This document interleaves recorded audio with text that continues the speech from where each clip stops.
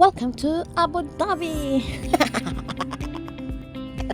Wala kayong makikita dyan, tulay lang. So anyway, dito guys, puro daan lang ang makikita nyo dyan. Kasi talagang maghapon lang kami dyan sasakyanan.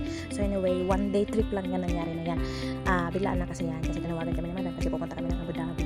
So anyway, nagbihis lang kami ng mabilisan dyan. Hindi na nga kami nagligo, nagimasa na lang. So ayan, kung makikita nyo dyan guys, puro lang yung kalsada. Tinatanaw lang namin yung tanawin kasi pagdating namin sa mismong appointment, almost 20 minutes lang talaga kami kasi wala talaga yung kailangan namin kausapin. So anyway, pagkatapos namin yan, yung sekretary lang yung nakausap namin, umalis na rin kami. Tapos nag-ikot-ikot din, tinignan namin yung market nila, sobrang liit.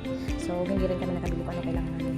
At ang ginawa lang namin dyan guys, naglakad, pagkatapos namin naglakad, sumaray ulit, pumuli. So anyway, ang travel namin, inaabot siya ng 2 hours papunta, tapos yung pabalik 2 hours din. So masakit talaga sa puwet yan.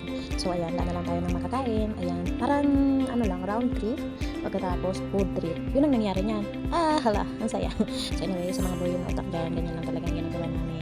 Ini-enjoy lang yung mga time na talagang hanggang nandito pa rin kami sa amin trabaho.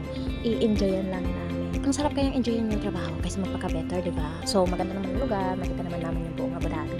So anyway, hindi ito ang first time na nakapunta ako ng Abu Dhabi. So almost 4 times ko na itong nakapunta ng Abu Dhabi kasi noon pa man, galing na ako ng Abu Dhabi.